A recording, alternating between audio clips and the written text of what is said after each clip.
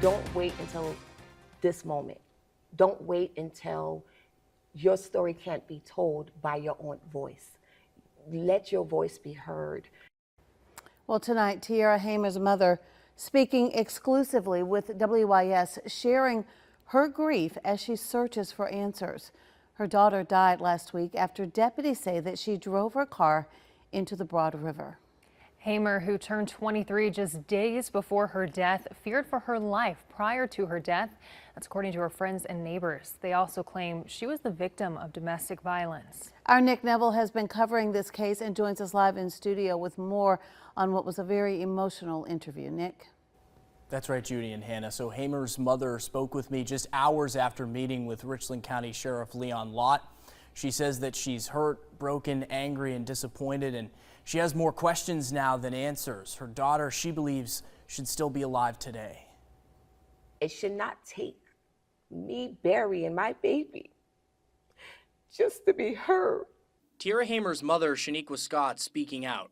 23-year-old Columbia woman died last week after driving her car off a dead-end road into the Broad River, authorities say. She's sharing the heart of who her daughter was and hoping to raise awareness for anyone who may be in an abusive relationship. You don't have to be quiet. You're not alone. Someone will help you. While meeting with RCSD Tuesday, Scott and her attorney reviewed body camera footage from the day of Hamer's death last Wednesday. But they also reviewed footage from 3 days prior, on Sunday, September 8th, Hamer's birthday, when she called 911 claiming that a man Scott has identified as an ex-boyfriend had taken her keys and wouldn't give them back. In the videos, you see a young woman who is terrified yet frustrated that despite her many requests for help, no one came to her rescue. Hamer wanted a trespass notice, Scott says, but one was never issued. Fast forward to Wednesday, and her mother says she's in distress that no arrests have been made, crying out for help. My baby would have been here if Dad just listened. She was crying for help. She did what she was supposed to do. She called the people who were supposed to protect and serve her. Hamer was a helper, her mother says, and she's been hearing messages of support and condolences from all over, some from complete strangers.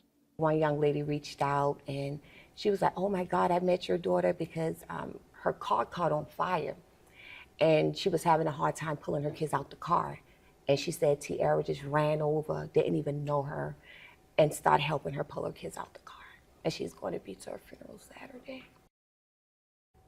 Tiara was the life of the party. Her mother says she had dreams of becoming a hairdresser and also a psychiatrist. Justice, Scott says, is accountability for all involved. She also wants to see Hamer's ex-boyfriend to be charged for his involvement in this situation. Live in the studio, Nick Neville, WIS News 10.